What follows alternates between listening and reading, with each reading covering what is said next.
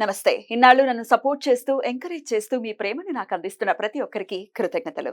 అలాగే ఈ వీడియో కూడా ఖచ్చితంగా మీకు ఉపయోగపడుతుంది. లైక్, షేర్ అండ్ సబ్స్క్రైబ్ చేసి మీ సపోర్ట్‌ని నాకు అందించండి. అలాగే ఈ వీడియో పట్ల మీకున్న అభిప్రాయాన్ని కామెంట్ సెక్షన్‌లో కామెంట్ చేసి తెలియజేయండి. ఇప్పుడు వీడియోని చూద్దాం. నమస్తే. Welcome to our channel. నేను పద్మిని. జులై మాసం ప్రారంభం కాబోతోంది.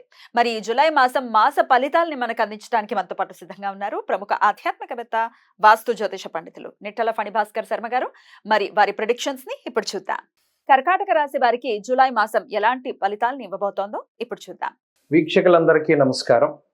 జూలై మాసంలో కర్కాటక రాశి వారికి ఏ విధమైనటువంటి ఫలితాలు కలగబోతూ ఉన్నాయో ఈ వీడియో ద్వారా తెలుసుకునేటువంటి ప్రయత్నం చేద్దాం. కర్కాటక రాశి వారికి జూలై నెలలో ఒక అత్యద్భుతమైనటువంటి శుభ ఫలితం ఏంటి అంటే లాభస్థానంలోకి కుజుడు రావడం.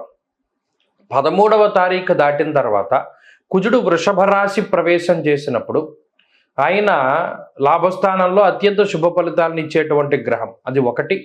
ఇక రెండవది ఇప్పటికే లాభస్థానంలో ఉన్నటువంటి గురుడు అత్యంత శుభ ఫలితాలను ఇస్తూ ఉన్నటువంటి స్థితి. ఈ రెండు వాటితో పాటు బుధ శుక్ర చంద్రుల యొక్క స్థితిగతులు కూడా ఈ రాశి వారికి అనుకూలంగా ఉన్నాయి. అయితే రవిగ్రహం ప్రధానంగా కర్కాటక రాశి వారికి ప్రతికూలంగా ఉన్నారు. రవి వ్యయస్థానమందు 17వ తారీఖు దాటిన తర్వాత నుండి దక్షిణాయనం ప్రారంభమైనటువంటి దగ్గర నుండి జన్మరాశి యందు రవి కొంత ప్రతికూలంగా ఉంటారు.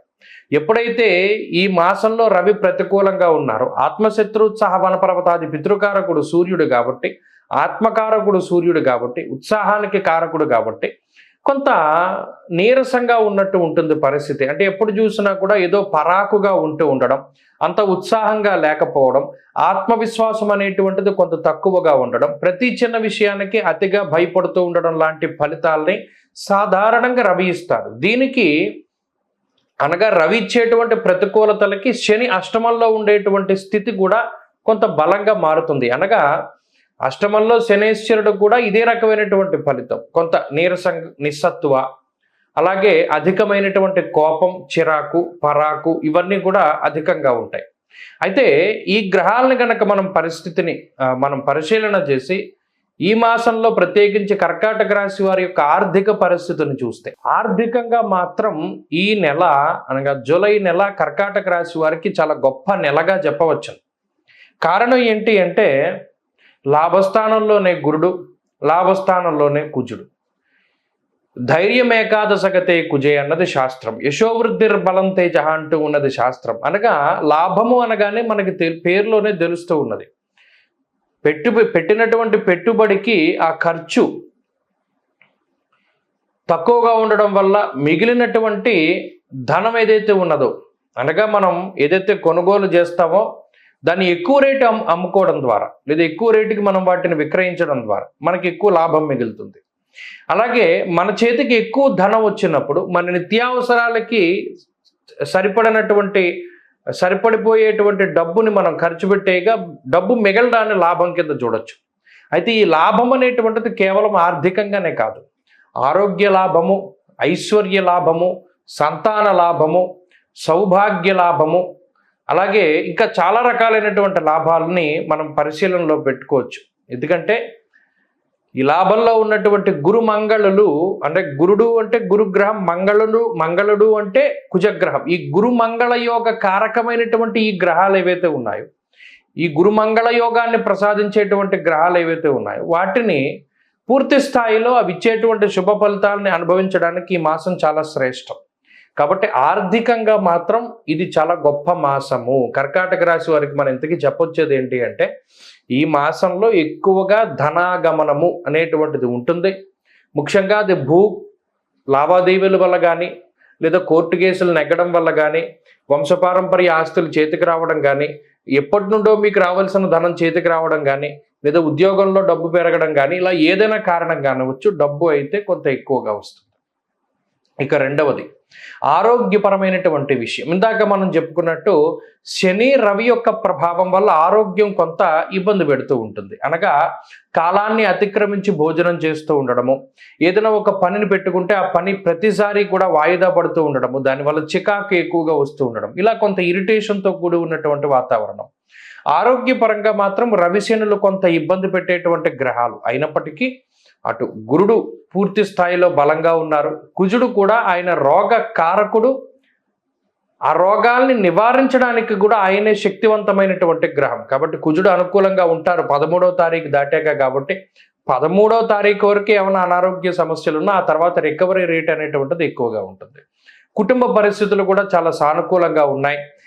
కొంత స్వయంకృత అపరాధాల వల్ల మాత్రమే కొంత ఇబ్బంది పడేటువంటి పరిస్థితులు గోచరిస్తూ ఉన్నాయి. తక్కినవన్నీ కూడా కొంత సాధారణమైనటువంటి పరిస్థితులు ఉన్నాయి. అనగా కుటుంబ సభ్యులతో మీరు ఏ విధంగా ప్రవర్తిస్తారో మీతో కుటుంబ సభ్యులు అదే విధంగా ప్రవర్తిస్తారు. ఆ ఒక్క విషయం జాగ్రత్తగా గుర్తుపెట్టుకోవాలి. ఇక ఉద్యోగ వ్యాపారాలు కర్కాటక రాశి వారికి చాలా బాగున్నాయి.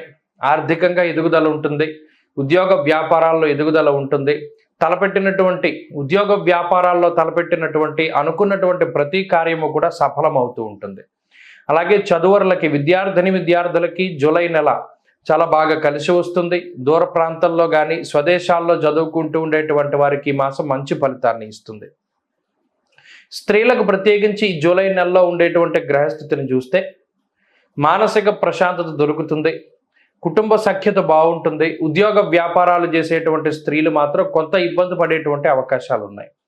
కర్కాటక రాశి వారు జూలై నెలలో మరింత అనుకూలమైనటువంటి ఫలితాలను గనక సాధించాలి అనుకుంటే ప్రత్యేకించి సూర్యారాధన చేస్తూ ఉండాలి.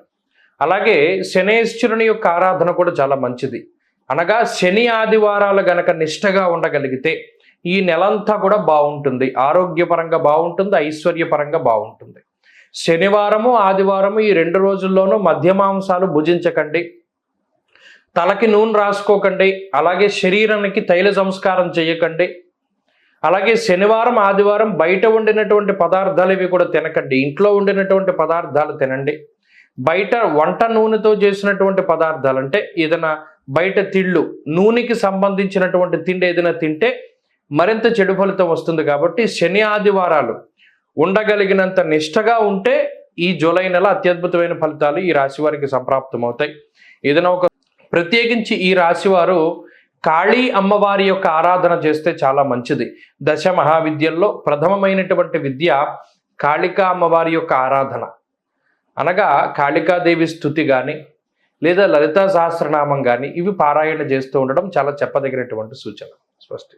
ద్వాదశ రాశుల వాళ్ళకి కూడా జూలై మాస ఫలితాలు ఎలా ఉన్నాయో తెలుసుకున్నాం కదా.